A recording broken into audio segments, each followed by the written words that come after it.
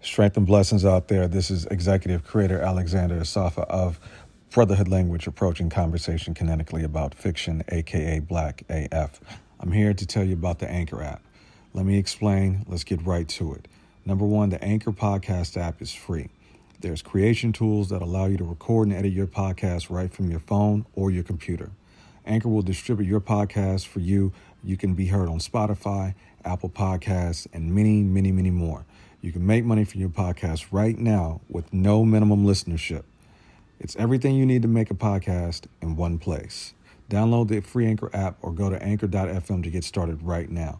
This is Brotherhood Language, approaching conversation kinetically. My name is Alexander Asafa, and this is Black as Brotherhood Language, approaching conversation kinetically about fiction. This is Black as Brotherhood Language, approaching competition kinetically about fiction. This is Black as Fuck. BLACKAZFUK. My name is Alexander Asafa. I'm with the B Walt Bandit himself, who keeps it wet. Stay robbing niggas. He's from Oakland, Illinois. Oakland, Illinois.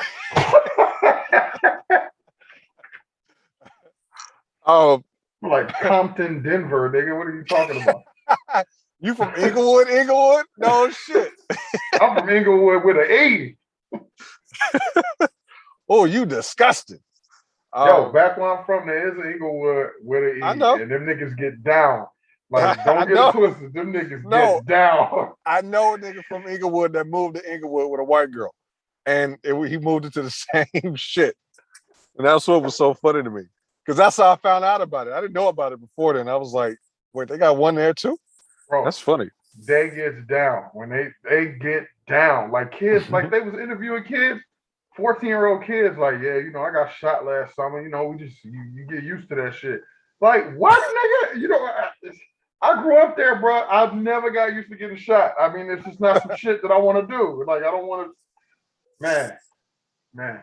But I tell you, Inglewood and LA are full of nigga. If you're not from out here and you fly out here, there's a certain subsect of Inglewood, I know you know, called Westchester or some bullshit.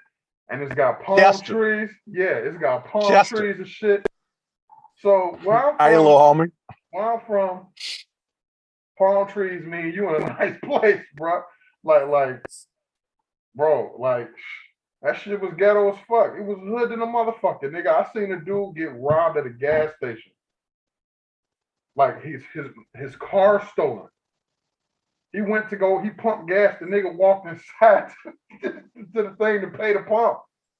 Dude walked up and ganked his car. I kid you not. Right across the street from that bitch was the police training center. I swear to God. This is out here or back in? Out here, bro. Like, that's what I'm saying. And in the Chi, if you in the hood, you know you in the fucking hood. There's no mistaking that shit. You can't, I mean, it's vacant lots. It's crackheads running around. Like, it's a building. It's a building standing all by itself with all this gun store, liquor store, gun store. Nigga, no, but when you look in the Midwest, you see the hood, you know that's hood. But when you come out here, nigga, see palm trees and shit.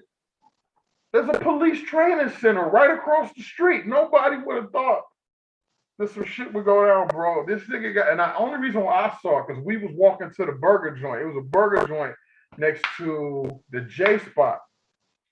You know the J Spot, the one that one comedian. Yeah, I'm trying to think of I'm trying to think of the burger spot. What, Rallies? Niggas was at Rallies? It ain't Rallies. It's literally right next to the J Spot. I don't even remember the name of it. But me and my cousin was walking up there, bro. This is when we first got here. And we looking across the street, and I'm like, man, is this nigga robbing this dude?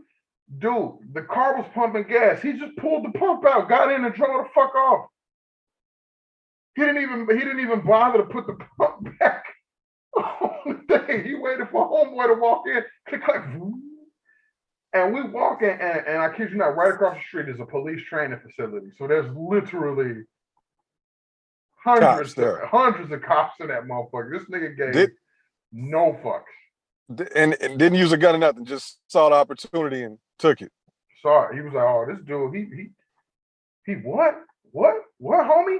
He pumping gas, homie? Oh hell no! Took this nigga shit, gone." I'm like, wow, bro. Chester, homie. In my complex, the week after I moved into this bitch, because they called the shit Westchester. I didn't know it was Inglewood. I would have stayed away. We've heard all the songs. Dr. Dre talking about Inglewood be in there. I'm like, I ain't fucking with it. Nigga, in my complex, the week after I moved in, bro, like they look, see, this is what I'm saying. That's how y'all deceive niggas. I go in there, it's a fucking workout room, it's a congregational area with a TV, and it's a big ass pool. So I'm like, man, this shit nice. Bro, maybe 2-3 days after I moved in, there's police tape around the pool, and a motherfucker had got shot in the pool. So the water was tainted. You know what I'm saying? That shit looked like Kool-Aid. I'm not even fucking with you, bro. Yeah, I'm not kidding.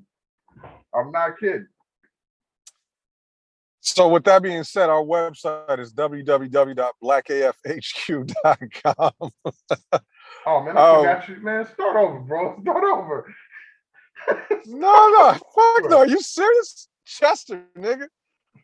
Westchester. TikTok, Twitter, Instagram, BLACKAZFUK. That spells black as fuck. This is episode 28, my guy. 28 fucking episodes this season. Glad to be here. So now that you know who we are and where we're from, let's get right into it. We got to talk about, it's not quite Loki, it's not quite appointment television, but the What If new episode, season 1, dropped over the weekend. I believe Friday, actually. I thought it was Wednesday. Was it last Wednesday? I thought they were all dropping Wednesday, but I don't know. Well, the first one dropped, and they already got the memes out on Miss Captain Carter. Have you laughing because you already seen them? You already see what they look like. They talking major shit because she on some big girl, little dude shit. But B-Wall, what's your take on the first episode of season 1 of the What If situation? To be honest with you, I didn't even watch that shit, but I want to. But I haven't watched it. Okay. I heard that it was coming out, and I got sidetracked doing something. It's on Disney. Yeah, you know how I know you got sidetracked? Because I went to go watch it, and someone had started watching it, and then they stopped. Oh, that wasn't me. That was Was that that was your boy. Was that the kitchen man? Yeah. The kitchen. Yeah, that was your boy. Oh man. Okay. Well, I can't say his name because his name's a password, but he know who he is. Mm-hmm. He a dumbass too. But that's your boy, man. I like the episode. Just give you context. The What If, they're animated shorts about classic Marvel comic book stories or MCU stories with different sort of the narrative goes a different way. And they took the Captain America story that's been classic for decades, generations now. And the what if scenario is, what if Steve doesn't take the Captain America, the super serum, the super soldier serum? What if it's who else takes it? And so in the episode, who they have is Miss, the one and only and beautiful Miss Agent Carter becomes Captain Carter in the What If episode. And to be honest, I thought it was done really well. It plays out like a miniature version of the MCU movie First Avenger. The animation's good. She whoops ass. She's using the shield. She's got more of a Captain Britain vibe to her, but I think that's intentional, obviously. But it's just talking about her perspective and then how people and men in general, men in the military, how they viewed women and what their roles were and what they could and couldn't do. So they touch on that. it's kind of like, to me, and I know you've read this because we talked about that version of Iceman several times, but it's kind of like a, let's put the Age of Apocalypse seasoning on these other stories that we got. You know what I mean? So yeah, I thought it was done really well. I'm looking forward to it. I know Chadwick has got an episode well, I don't want to give away his character, but this is one of the last things he's got to do with Disney and the Marvel, the MCU, and things of that nature. But it was good. It was good. They made Captain America was this little twerp. He just looked like me through high school the entire time. 5'4", 95 pounds. And you think I'm playing? Like, I should probably put in the edit. But that was me in high school, like with a better tan. But yeah, it was. I would give it an 8, like on some like animated shit. Yeah, it was good. It was good. It was good. Bucky survived. He didn't lose an arm. They hinted at that. Uh, Tony Stark's dad was a major player in the situation. Now Captain America wasn't Captain America, but he did become useful. What they ended up doing was making a sort of like 1940s version of the Iron Man suit with the Tesseract. And so he was piloting that. Yeah. Tony Stark's daddy did that one. I forget his dad's name. What's your dad's name in the story? What's Tony Stark's? Howard, thank you. I just know he's the guy from Mad Men, which is an awesome show. It has nothing to do with right now. But yeah, I'm looking forward to it. If it's Wednesday or Friday, whatever the case might be. But B, is this the first season they've done? Because I feel like I've seen these shorts before. Or did they just do like a one-off or something like that? I've never seen it before, so I'm assuming this is the first time. Unless you saw it somewhere else and now they're just releasing it again or something. But I feel like I don't think I've seen it before. Maybe I was high. I don't know. Possibility. Definite possibility. Very strong possibility. Is this report accurate? Let's move on. Let's keep it pushing. We got some more Disney news. So we know that Shang Chi, the next MCU movie, is on its way. And that shit look good, bro. I'm on that. Well, I'm on it too, but apparently the CEO of Disney is not. So over the weekend, and this is according to HollywoodReporter.com, Simu Liu, am I saying that right, B? Or is it Lee? Simu Lee. I don't know, bro. I don't want to mess up. I don't want to butcher his name. The lead actor of Shang-Chi, star, Simu Lee. I'm gonna go there. I know either way I'm fucked, but fuck it. Responded to a comment made by the Disney CEO, Bob Chapek, who said the upcoming movie, Shang-Chi and the Legend of the Ten Rings, was a, quote, an experiment for the company. He basically said that, you know, they're testing the waters, you know, to see if this can work. Simu responded, who plays the lead, quote, "We are not an experiment. We are the underdog, the underestimated. We are the ceiling breakers. We are the celebration of culture and joy that will persevere after an embattled year. We are the surprise. I'm fired up for this. I'm fired the fuck up to make this movie and make some history." B. Wolf. So, how do you pronounce his name? Simu Liu. Simu Liu. Pretty straightforward once you know. Simu Liu. And now you. You hear that? I kind of heard it. Which one? Simu Liu. Simu Liu is how you pronounce it. Liu. Copy that. What are your thoughts on what's your take on Mr. Bob calling this major movie an experiment? It's an experiment. He's not lying. It's an experiment. Any movie that to Hollywood, we've already had this discussion. Any movie that does not feature a chisel face, Malibu kin ass white boy as the lead is a fucking experiment for them. It's an experiment that I think at this point they should know the answer to because of how well some of the lead movie, how well some of the movies are done with female leads, other minority leads and shit. They should know that this, because it falls into the MCU alone, that this movie's probably going to do well. I mean, but he's not lying. I think he tried to white-splain the shit, and he should have shut the fuck up because you know how people are. I don't think he's lying about it. But I know if you know the character, and if you know where Marvel is taking it in phase 4 and 5 and all that shit, you should be excited for this movie.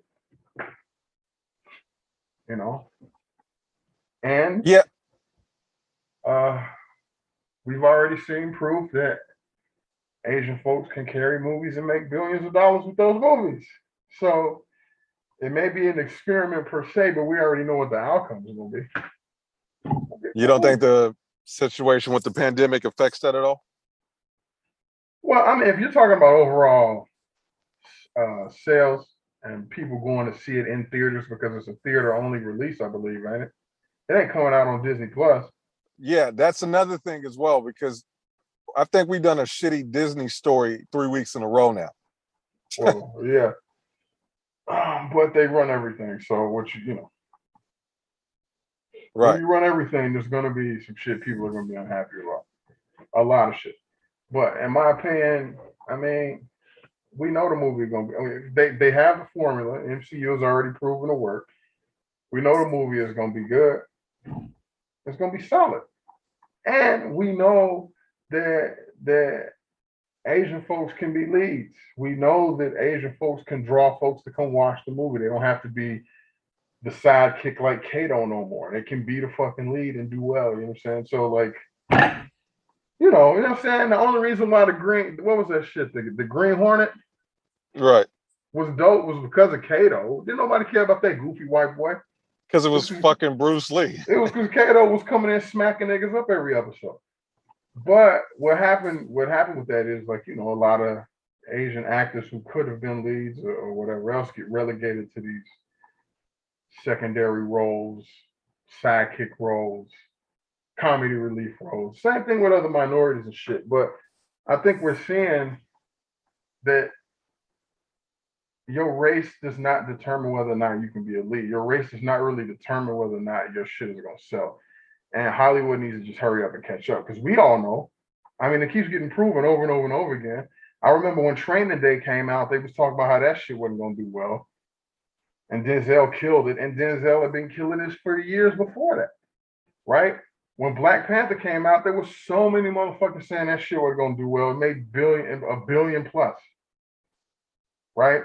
Crazy Rich Asians came out, made a shit ton of money.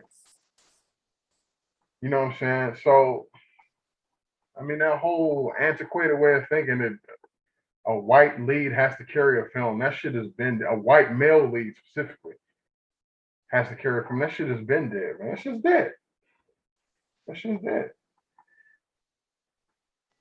So I can understand why dude called it an experiment, and I can also understand why Simu Liu would be upset about homeboy saying that shit. Like, fuck you, nigga. Watch this shit pop. I like how you dropped the name once you got the correct. Well, I ain't want to fuck the shit up, man. Like, you know. Yeah, don't be me. Don't be me. Now I think he got caught saying some shit to some white people he was comfortable with, because it was in a meeting. It was in a board meeting. And you know, that's how they view shit, you know. Yeah. It's an experiment to proven otherwise. Yeah, you know, that's how white people call business when they're talking about people that don't involve them. Going back to your point. So I don't in the term of, how can I put this? It's fucked up what he said. Am I surprised? No. But I do want to ask you about another thing that's come up as I was researching this article, because you know more about it than I do. I've seen a little bit brewing as we get closer to the release of the movie about Aquafina, and there's been I've seen a couple black people on the intrawebs talking about cultural appropriation because of how she talks. How she spells her name. She's been essentially made her career making fun of black people. I don't know her past the show and this movie. That's dumb as fuck. That's dumb as fuck. That's absolutely retarded. Like that. She can't. The way she started, she was making YouTube videos. They were all joke videos, but the shit got hot. She wasn't making fun of nobody. She talks the way she talks because that's where she's from. You know what I'm saying? Like, what did they expect her to sound like? She's from New York, right? Again, bro, like you're the expert here. Are you kidding me? Like, here's the thing, black folks. A lot of shit is racist. A lot of people culturally appropriate. A lot of people. I mean, I don't put her in that category. I don't see her doing that. I'm sorry, I just don't see that. That So you never got that vibe from her, is what you're saying? Nah, man. I don't think that she was. I remember, you know, and I don't believe I'm about to defend Cardi B because I think she's. But I remember motherfuckers were saying Cardi B is acting like a stereotypical black person to make her money. And it's like, what is she? Puerto Rican or Dominican? I forget. Either way, they black. Cardi B just a hood bitch.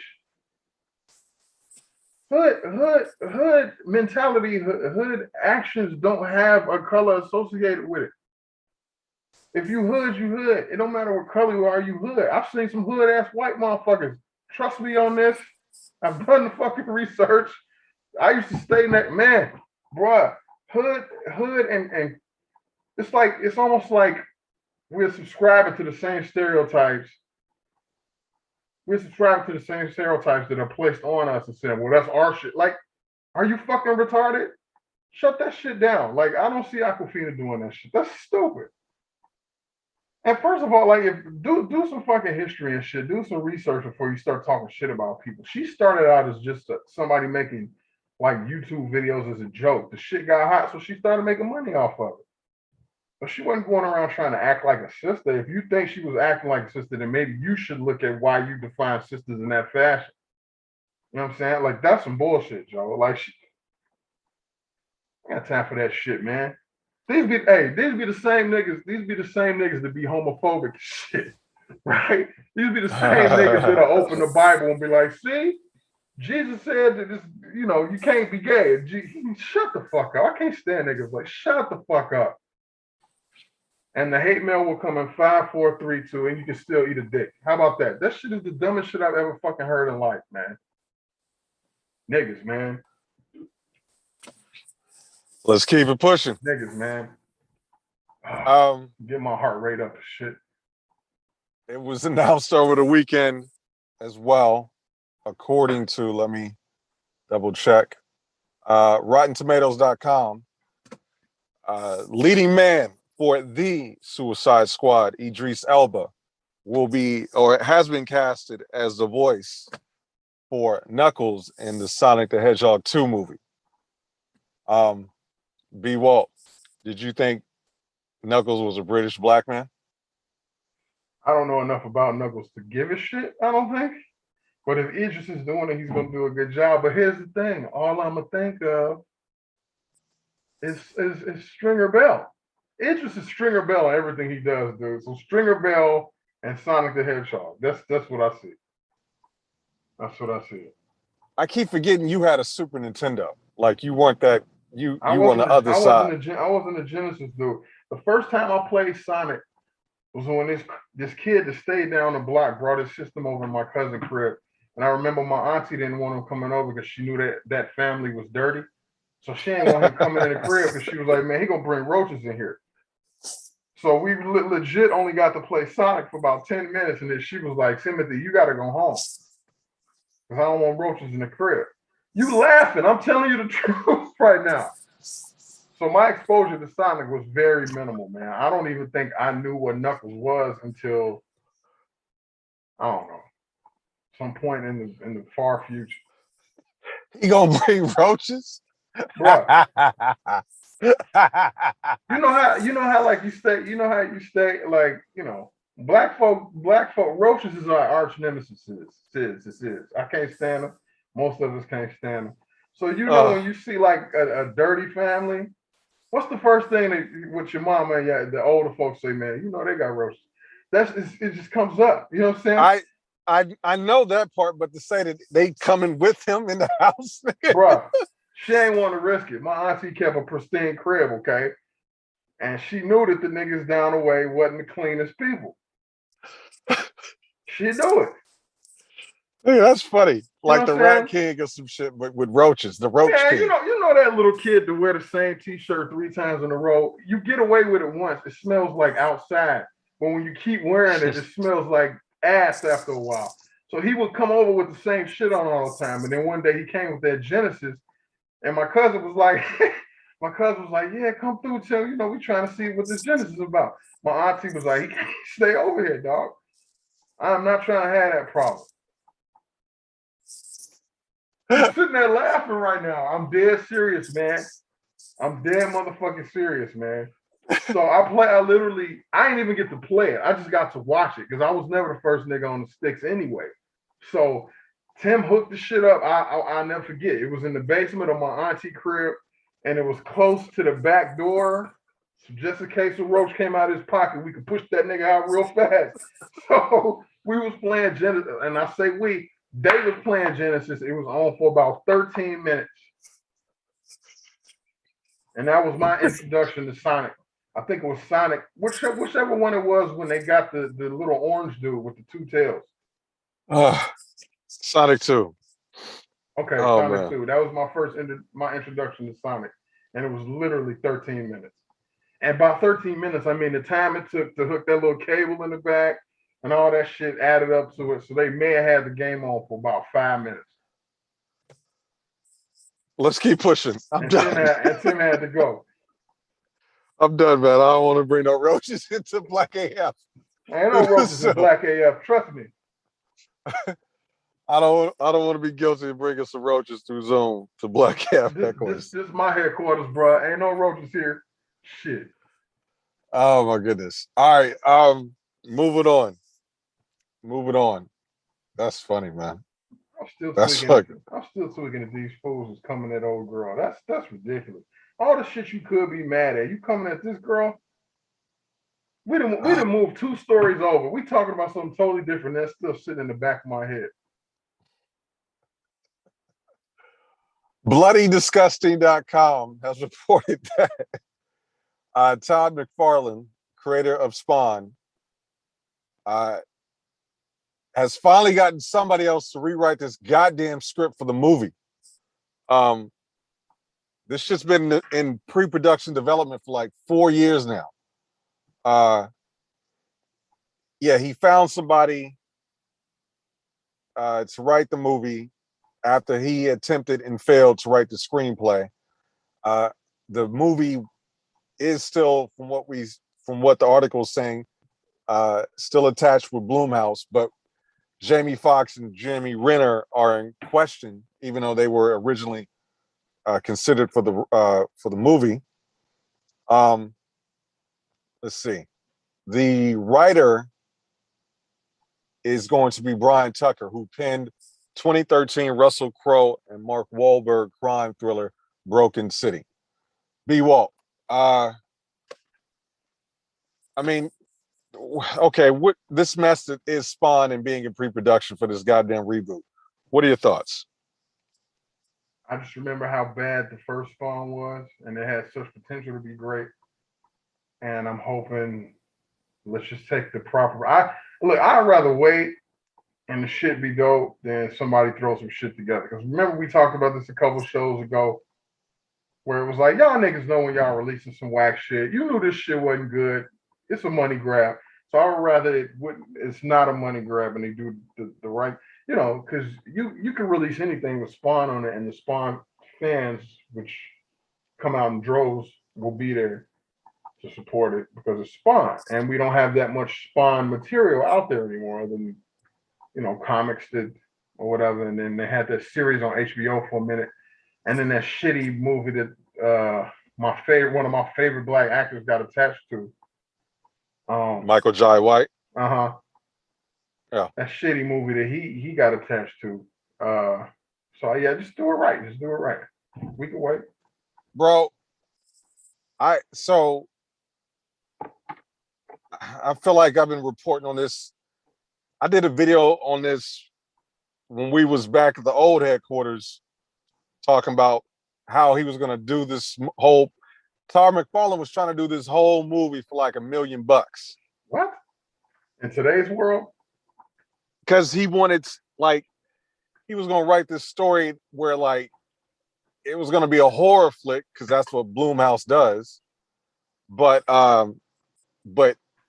almost as if like Spawn would be like an entity that would just kind of like would pass by. It'd be more like it'd be pseudo Spawn. It'd be like he might be near. It was some weird shit. Can you get him on the phone? Tell him we'll write it for a price. Bro, if you want my opinion, I really think they just need to reboot the whole thing. Act like the first one didn't happen. Put Michael Jai White back in the new one. Like, for real. Like, why the fuck not? Do something like that. Yeah, he can still do it. He can still do it. He black. He looked just like he did 20 fucking years ago when the movie came out. That's true. I ran into this dude. I was in Pasadena. Shit, that's about 3 years ago. And there he is walking up and down the street looking like Black Dynamite. Right. Never aged. Dynamite. It's easy. Like, Todd McFarlane's making this shit way harder than it needs to be. And it's shittier movies and shittier reboots that are out here making money and making sequels. Like, get fucking Spawn out here, man. Like, this shit don't make no sense. Remember last week? This brings up a point. Remember last week you were talking about how the fuck did that comic book creator Ed Brubaker, he created a Winter Soldier. How the fuck he only get $5,000 from Winter Soldier being translated over into the movies? And now you start to see this is an argument in their favor on why shit like this gets done. Just because you work well in the comic book realm, don't mean that shit is gonna translate well over into the movie side of things. Okay. You get what I'm saying? I do, but number one, Ed Brubaker already has TV credits, a couple of them, and they're big ones. It's called Westworld, right? I love Westworld. Right. And number two, nigga, we got $5,000 for the movie that we making. And I know my shit ain't, we ain't done Winter Soldier shit yet. You know what I'm saying? Like, I don't know. I got some characters, bro. We got drones, nigga. We got drones, bro. Nigga, shit. We know, they know.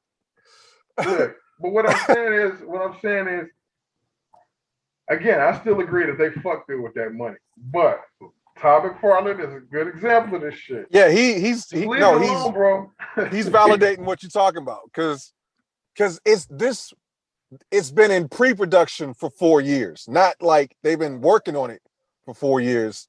They've been planning this bitch for 4 years. Yeah, it don't take that long. Yeah, so for those who aren't in the industry, explain the layman's terms for pre-production mean they really ain't done shit yet. It's still an idea. It's an idea. Right. Because I was like, how you get I remember when they said he wants it to be a budget of $1 million. I was like, how do you do a superhero flick for $1 million? One, and then because that's not even Jamie Foxx's budget. So that's either major points you giving him on the back end, and you got something else in mind. But why are you even going that route with a superhero? And then the whole black connotation gotten away from me. I was like, they wouldn't do that with another movie or another hero. Another what you call a slack jaw yokel with a butt chin, with a Brady chin. He wouldn't do that with him. Slackjaw Yoko, no, I said Malibu Ken. Slackjaw Yoko doesn't really fit into the. Same thing for me. Hey, bro. But you get what I'm saying, and that's why I was just like, nah, they just need to get this fucking thing out and make the sequels, and let's have some shit to talk about. Like Spawn is a dope fucking character. Shouldn't take this long. Nothing takes this long. Yeah. Yeah. That's just one of those things, man. Like, he needs to step away and let better movie writers do their thing. Did you see Broken City? I want to say that I did, but when you brought up the name of that movie, I was like, you know what? I'm gonna try to catch that shit at some point to see how well, dialogue being huge. I want to see. But right. Good comic book writers don't always translate over to movies, dude. Like, just and McFarlane's a fucking artist. Like, he's not a writer. Right. Like, he's not even a writer. He created Yeah. Not saying that you can't learn to be. It's not like this. We ain't got time. We ain't got 4 years to learn though. Like, because it's gonna take 2 to make the shit. Like 6 years, bro. For Spawn, like, come on, man. Like, Spawn, have they released anything else for Spawn that, like, okay?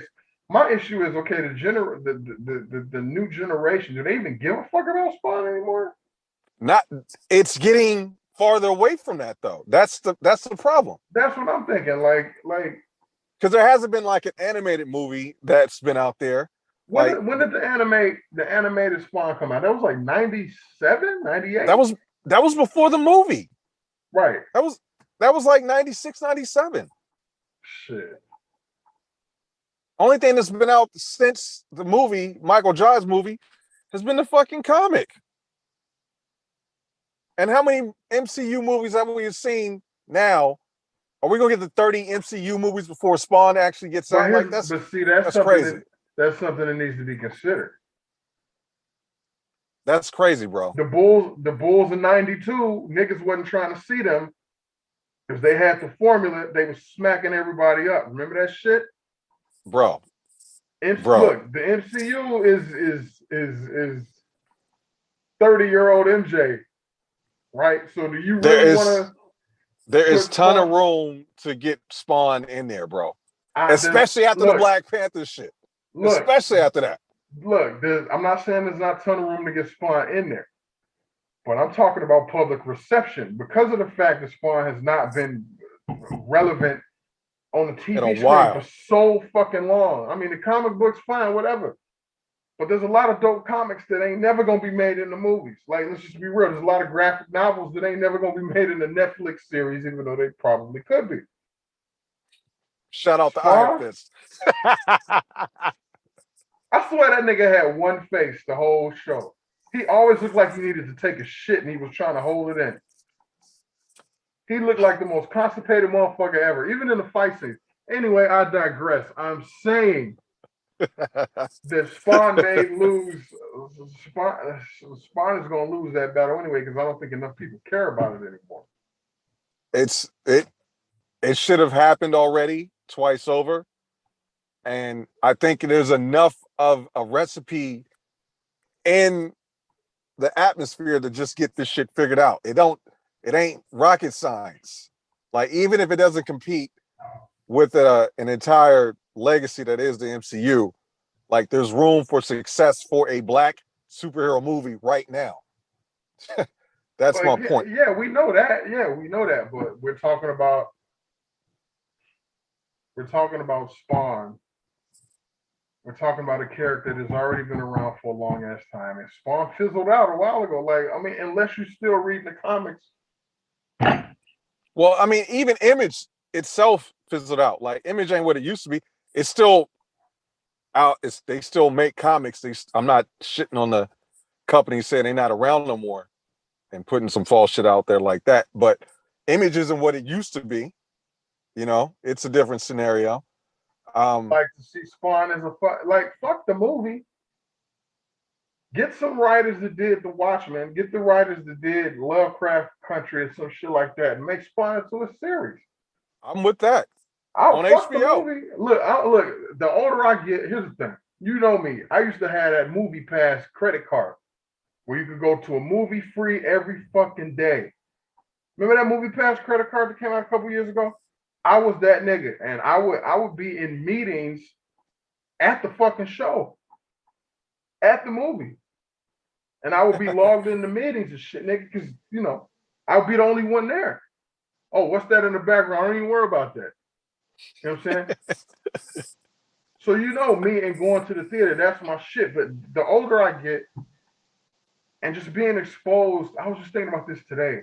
There are so many places with so much good content, so many good stories being told episodically.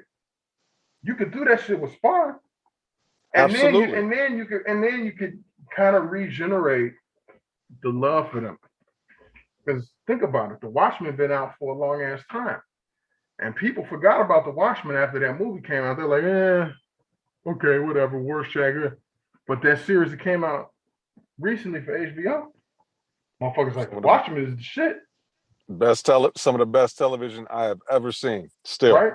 But The Watchmen had been out for a long ass time prior to that series being released on HBO. But that series kind of regenerated the love for that show. I mean, for that subject matter. You could do the same thing with Spawn. You could do the very same thing with Spawn. Yeah. Yeah, let's keep pushing. Just get the fucking movie out or get something out. Like it's like it ain't that hard. Like it can be an animated movie. You can do a 60-minute that way. Get the DC people to do that because that's how they know to do. They know how to do that shit real well. Or like you said, an episodic, a live action. I'll be with the shits on that. Yeah. Or get these fucking things rolling and get these movies out. Like fucking 4 years. Like Jamie ain't even the same dude no more. You know what I mean? Like he got a different vibe now. And Jeremy Renner's about to have his own series. When they announced Spawn as a movie, there was no one even talking about Jeremy Renner doing his own limited series. What was he attached to play? Was he the clown? Nah, I don't know if his role had been defined yet. I think Jamie's was pretty obvious as, Simmons, but I don't know if I think he was the antagonist on the other side because there's like a white dude named Priest or some shit. I don't remember the names. I'm fucking up names this episode, but yeah, I don't remember. But I think he was playing opposite of Al Simmons, Jamie Foxx character. Or it could have been a dude that took his family, started fucking his wife after he got sent to hell. Could have been him. Oh, you mean his homeboy that waited for him to die and pull that snake shit? Yeah, that trash motherfucker. Yeah, him. Cheddar Bob ass motherfuckers like that doing bullshit. But yeah. Anyway, let's keep pushing. Yeah, fuck these Cheddar Bobs, nigga. Anyway. I'm so fucking up names right now. What's the director's name from Ragnarok? What's his name? Come on, man. I be fucking his name up too. Shit, but I love him. It's Is it Taika? Is it Taika? Taika Waititi? Yeah, that guy. Taika Waititi. He just, according to the playlist.net, he did an interview with Wired to promote his role as the villain in Free Guy, starring Ryan Reynolds. Oh, I want to see that actually. That Yeah, let me know. Funny, dude. Let me know how that is. Sure. But he's confirmed that he's landed on a story. We got a couple updates about him, and I should know his name because he's one of my favorite directors. Me too. He's got he has a script for his movie, for his Star Wars movie, that's going to be produced by Lucasfilms. Well, we've got a story. I'm really excited about it because it feels very me. What do you, when you think of, this is kind of a two-parter. When you think of Star Wars and Taika doing a collaboration, what do you think? What do you envision as a writer, as a man, as Bro, a I creative? was as soon as he said it feels very me, I was with it. Because I've been a fan of his for a while. Like the first thing that I saw him do was that vampire mockumentary that came out. Shit, when did that shit come out? What We Do in the Shadows. And if you ain't never seen that, you gotta watch this shit because the shit is hilarious. And you will see elements of the same kind of humor that he put in the Ragnarok in that. So that shit was great. What We Do in the Shadows, if you've never seen that shit. Yeah, he turned that into an episodic on Hulu. Yeah, I haven't watched that. Watch the original movie. The original movie is fucking funny as hell. If you like his type of comedy, you know, that conversational, understated kind of shit. I love this dude. He's funny as fuck. So I would definitely give any kind of Star Wars anything. I would give anything that he did a chance because of all the shit that I've seen him do prior that I've liked. But it started with me with What We Do in the Shadows. As a matter of fact, I need to buy that shit again because I bought it, I let somebody borrow it, and I never got it back. And that shit, me. no, it wasn't you. I know exactly who it was. But you ain't gonna blame the roaches and the movie on me, goddamn it. Nigga, if you ever came to the blackest fuck headquarters with roaches, you wouldn't get let in. I know you ain't got roaches, nigga. I ain't talking about you. I'm talking about way back when I was shit, I don't know, 12, 11 years old, a nigga named Tim that was dirty as fuck. That's Y'all just so not the funny. same people. Why you sound real trigger right now? Like you like when somebody Nigga, that's blame you for hilarious. roaches? Like a little kid just got roaches around him, nigga. That's amazing to me. He got pockets in his shorts and he just got. There's YouTube videos floating around with a little hood rat chick with roaches crawling through her hair and she don't even feel it. Let's not act like the shit don't happen. I don't want to talk about roaches no more. You know what? I feel like I need to take a shower right now, bro. I've seen that video, so you're right. You're right. I'm gonna step back. I'm gonna hop off my box. If you live in a house that's made for 3 people and you got 18 motherfuckers living in there, 9 times out of 10, it's not gonna be the cleanest. 9 times out of 10, it's gonna be a beacon for land shrimp to just show up at your crib. Land shrimp? I'm done with you. Roaches and shrimp are related. Anyway, I'm gonna name my band Land Shrimp. hey, I got the guitar. I'm lead guitarist, baby. All day, baby. All day. No, but back to my man, whose name I forgot again. Taika? Yeah. What We Do in the Shadows, the original one. That shit, when I saw that, I was like, man, I'm fucking with whatever he does after. And when I found out he was doing Thor Ragnarok, I was like, I know this shit gonna be cold. Like, I wasn't worried. There was people worried, like, oh, well, he does comedy. You know, that comedy shit is gonna fuck up Thor. And Thor Ragnarok is literally that's the best 5. Thor. Yeah. It's like, and the MCU is literally top 5 out of all of those movies. Probably number 2 for me. That saved the whole Thor single solo movies. Like, it saved Thor. Why do you think he's coming back to do the next one? Right. Because those first 2 Thors were sleepers, bro. Like, and not sleepers in the sense they was colder niggas that know. Sleepers in the sense that 45 minutes in, I was kind of like, I know they're gonna mention Infinity Stone somewhere, so I gotta stay up. You know.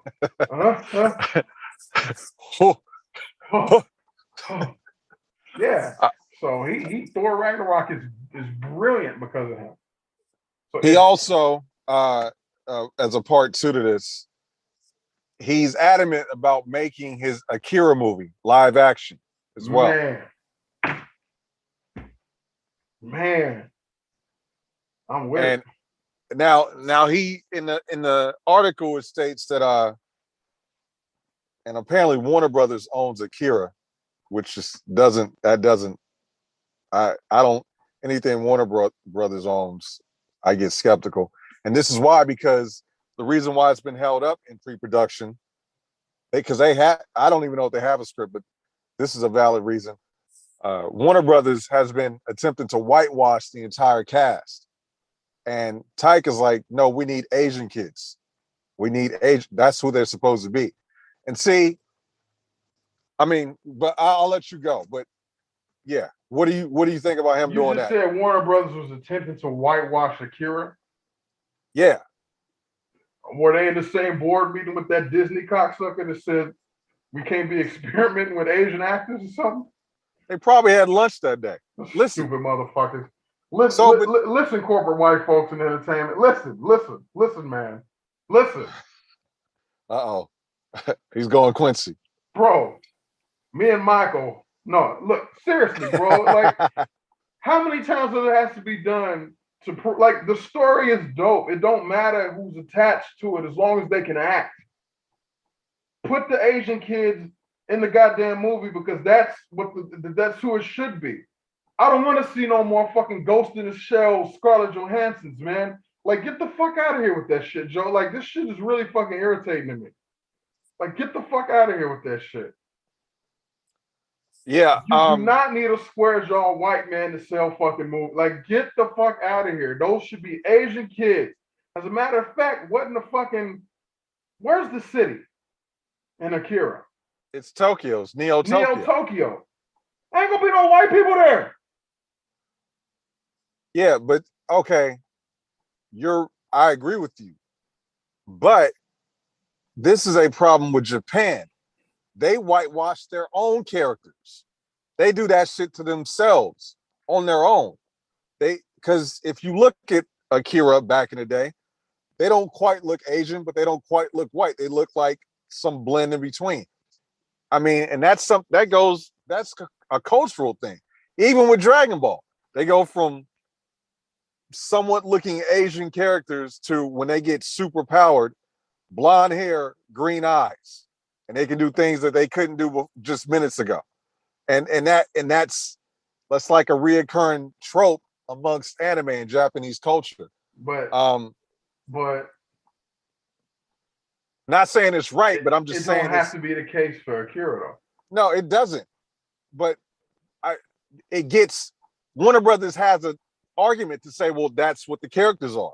So they get away with saying some shit like that because we're like, those kids don't look Asian. Because I don't know about you, because clearly your Inglewood starts with an E and mine's it doesn't, right? The first time I saw Akira, they had Corey Feldman doing the voice because there was no subtitles, or there was no subtitle. It was a voiceover. So the motherfucker that was the little kid that essentially, apparently, according to his words, was getting fucked all through the 80s by grown white men and producers. He was the lead dude with the red leather jacket on and shit like that. Son, hold on. We about to look. Give me a Corey second. Feldman, bro. Corey Feldman. That might not be your dub though. Like that. There's been. I mean, we could go. This is a rabbit hole. Like, there's been several different versions of Akira. Like the original dub from the 80s. I don't even know if it still exists anymore. I used to have it. Okay. But Corey Feldman was the original voice. The guy they got to do for the re-up, that ain't Corey. That was done like late 90s, early 2000s. I recognize Corey Feldman has a very recognizable voice because he was the little white boy in the 80s. It was Feldman and the other Corey. They did all those little 80 movies. Corey Payne, yeah. Payne? Whatever. Them niggas. Payne. Corey Haim. Haim. Yeah. Haim and Feldman, I remember, because they did a couple movies where it was like, man, those was niggas. They, they got fucked up. Anyway, no, Joe. Make it Asian actors, man. No, I'm with that. Get the fuck out of here with that shit, man. They need to make the movie, one, because I need to see that shit. And number two, they need to do it with Asian characters. Japan, stop whitewashing your own characters, though. How about that? Let's keep pushing.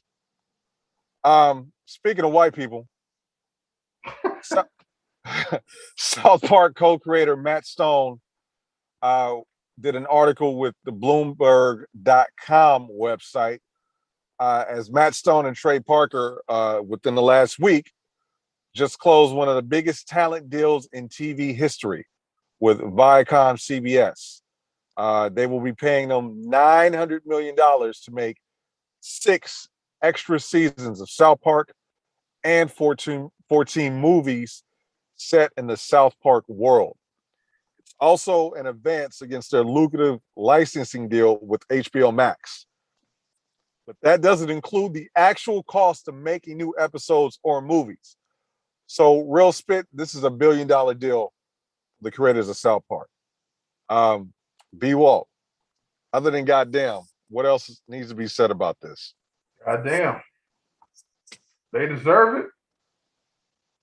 They deserve it. They came out of nowhere with the South Park shit, shut shit down. And then they started making other bullshit movies that were okay, basketball, shit like that. But yeah, man. Was it Team Fortress or Fortress? Team America, World Police. America! Fuck yeah! Fuck yeah! Yeah, that shit. Yeah. Dicks, fuck assholes, Chuck. Yeah. Yeah. Yeah. These dudes have been doing it for forever. I mean, I'm with it. Get your money. Keep doing it. I love South Park. That shit is great. They were ahead of the game in so many different ways. It's kind of it's crazy.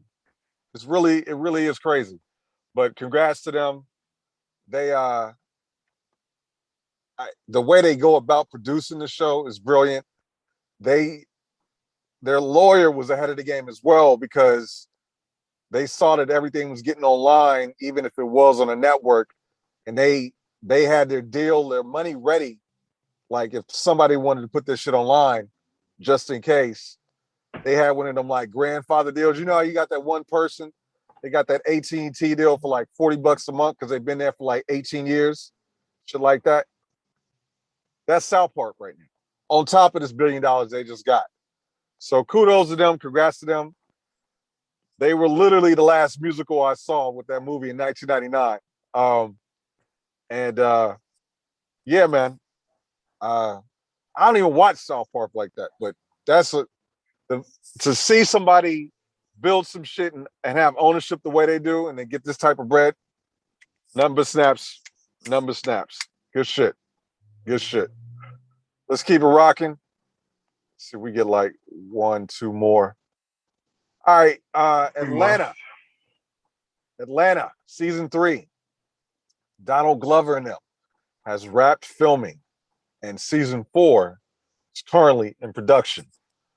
FX boss John Landgraf has confirmed that Atlanta, the comedy drama series created by Donald Glover, has wrapped, and they're looking at early 2022 to get this out because remember it was delayed because of the pandemic.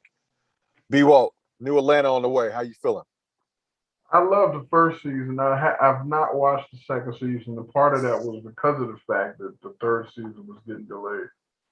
Because the way I like to do shit is, I like to be able to watch a lot of it. I like to gorge on episodes, and basically that's all I eat till I'm done. Right? Just that particular series. And so, yeah, I started season 2. I came to the Atlanta game late because I wasn't trying to pay for Hulu for a minute. And I was like, damn, Hulu got all this shit. And Hulu does live sports according to Dame Dollar. So I was like, man, I got to do this shit. Anywho, I get Atlanta. I watched the first season. I'm like, this shit is great. I love Atlanta. This shit is amazing. Plus, there's a lot of good actors in that shit. Like, good black actors. Like, I need to see more of these niggas and other things. So Chris Davis, season 2 guy, just to interject, he's in Space Jam. He's got a prominent role in Space Jam. It was good seeing him in that. The new LeBron James one. Yeah. Oh, the one that HBO kept reminding me to watch. Look, nigga, we about to take this shit off. You got about a day to watch it, man. Get that shit out of here. They weren't lying either. That shit's gone. I watched it on Friday. That shit is gone. Yeah. Oh well. So I read somewhere that he tried to blame racism for why people didn't like the shit. Like, nigga, no, shut the fuck up. Anyway, season 3, once that shit comes out, I'm gonna binge season 2 and 3 together, and it will be great. So you gonna wait for season 3 to come out before watching season 2? Yeah, just because I have a backlog of other shit that I gotta do and watch and talk about. See, yeah, they got a lot to live up to because it'll be 4 years come 2022, which is crazy. Well, season 1 was great. Season 1 got me hooked on that shit. The way they did it. I mean, I know. Shit, I mean, almost every person I know, including myself, when we first got out of college, you can relate to that earned situation. You know what I'm saying? Smart dude, but needed an opportunity kind of thing. So, like, I mean, the main characters had me hooked right away. Everybody knows that one quasi hood nigga that wants to be a rapper. Like, I felt that shit right away, regardless of being from Atlanta or not. I felt it right away. So, yeah, I like it. Let's keep it pushing.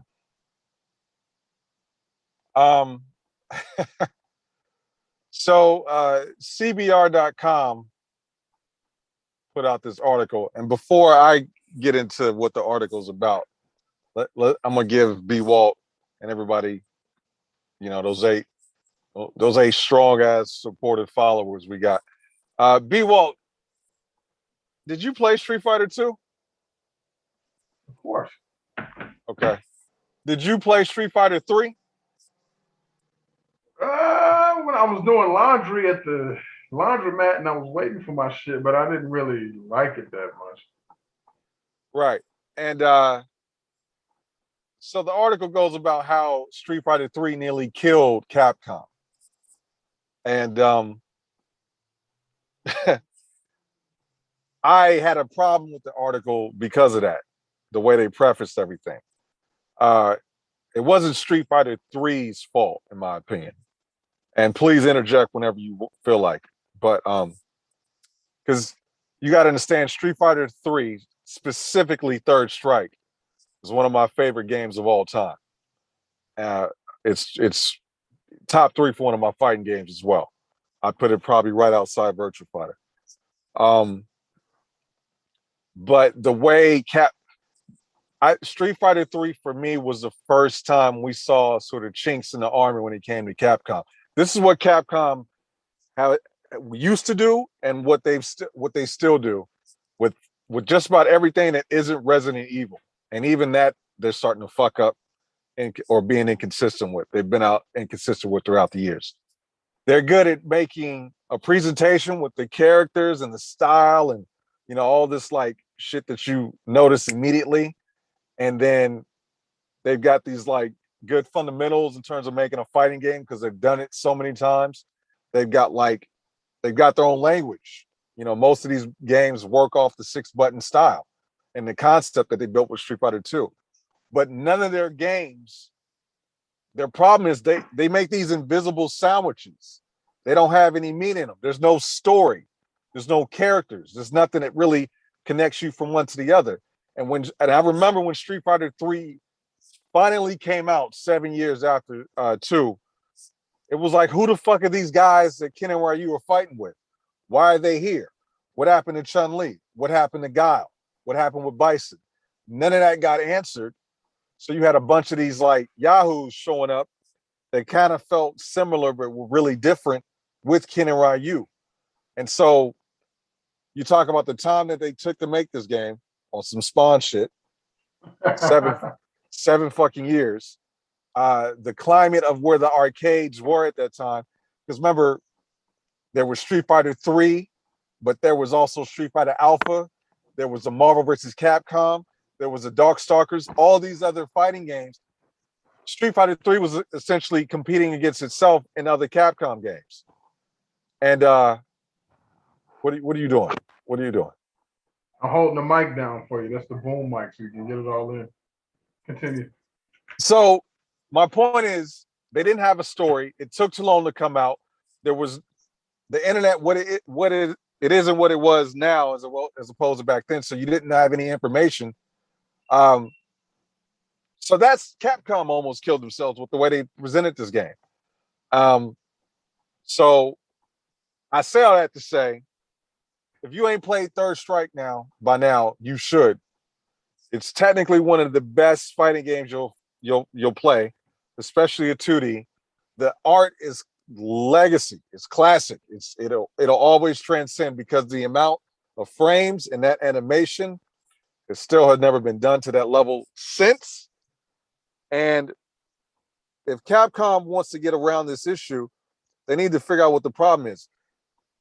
So, for instance, Ken and Ryu, Ken had a son in that game. They've had 4 games since then. We've never seen his son since. Never seen his son since. His son beat his ass in the ending, and he's got lightning powers as opposed to his flame abilities. Never seen him since, bro. Never seen him since. Ken had an understudy, black dude named Sean. Where the fuck is Sean? Sean had hands in the first 2 games.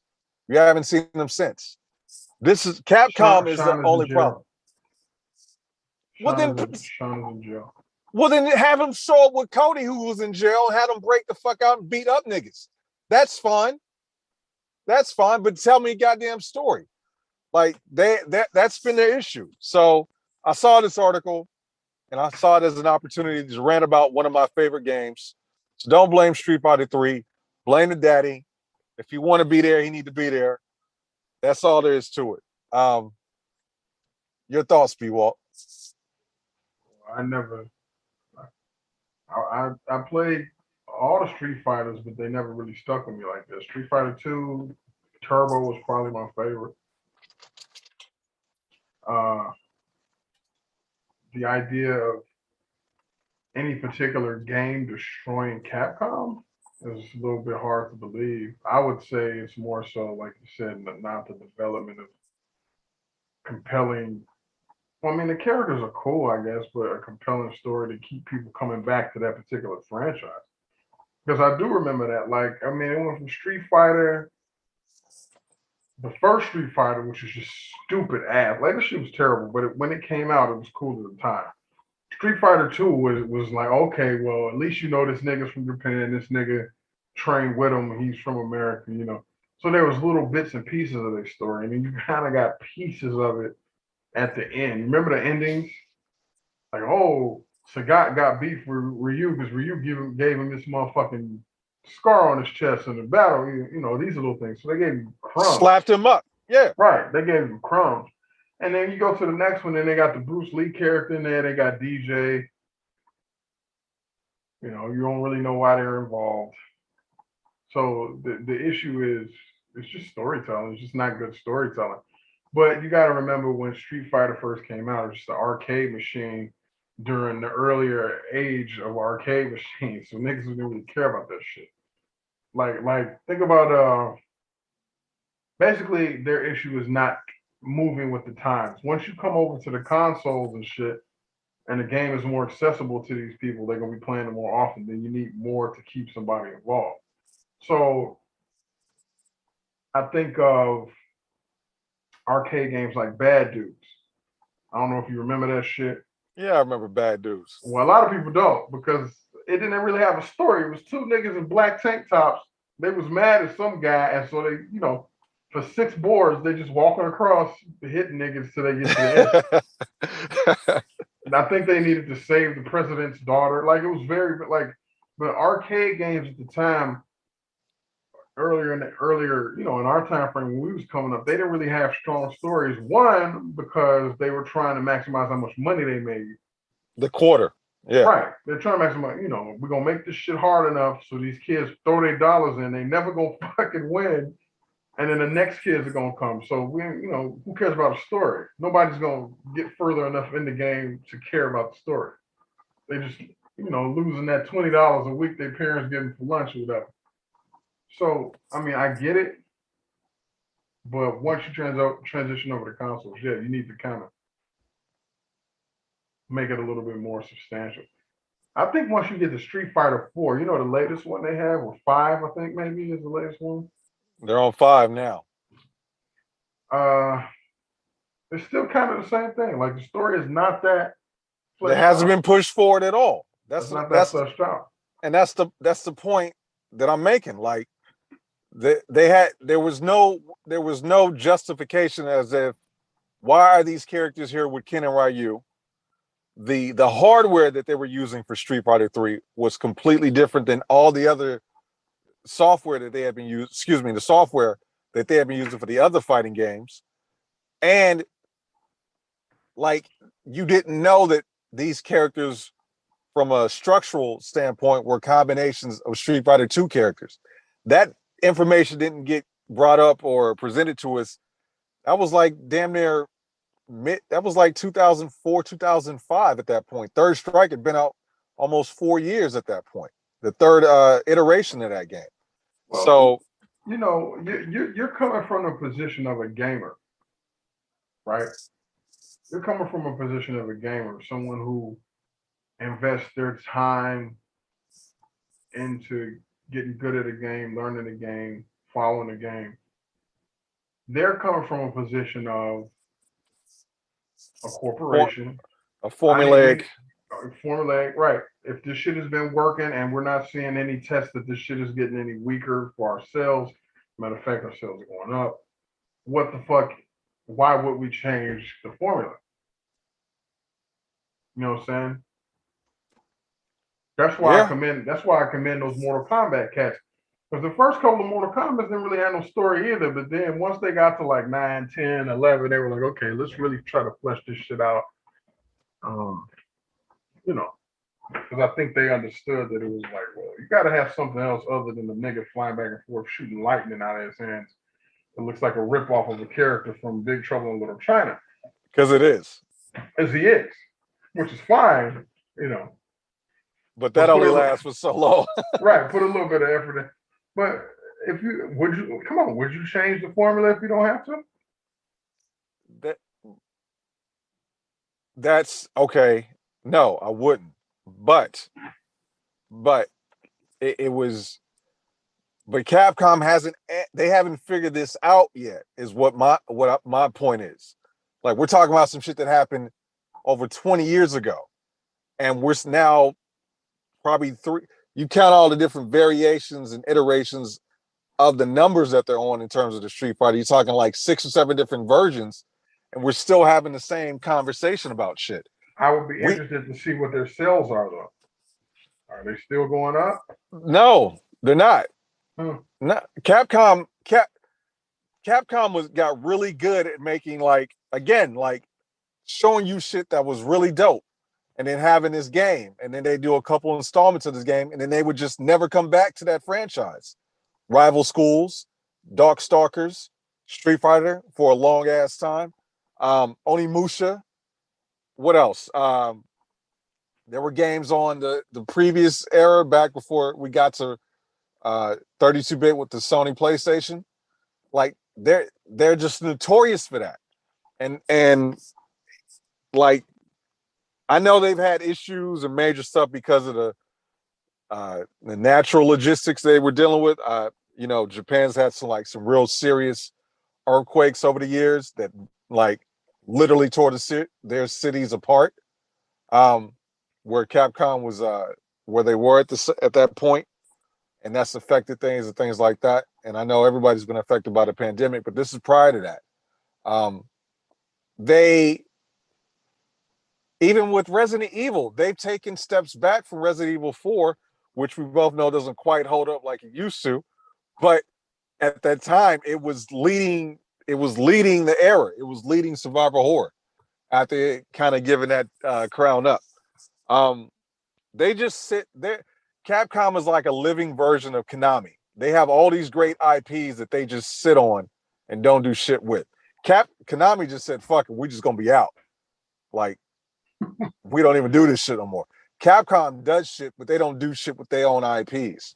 That's been my problem with them. So, yeah, because I got fucked over in a Capcom game once. I'm not even gonna go into that. They fucking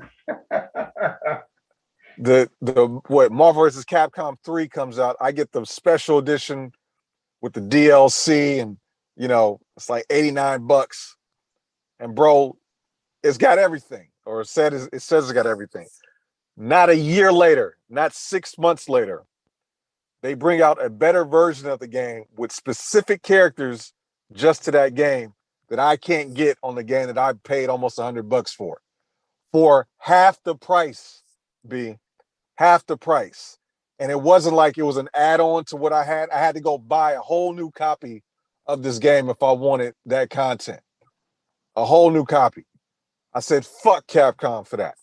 And I'm still saying fuck Capcom for that. Pieces of shit. So fuck Capcom for that. Yeah, they just mishandled like 7 different franchises, but I digress. All right, we gotta go. We gotta get out of here. It's dark. Y'all can't even see me no more. That's fine. That's the problem. You know what? I'm not even gonna bite. That's the problem. You can't see what you look like no more. So you're like, I'm done. We appreciate everybody that's tuned in with us today. Brotherhood Language, approaching conversation kinetically about fiction. This is Black as Fuck. You can find us at BLACKAZFUK on TikTok, Twitter, and Instagram.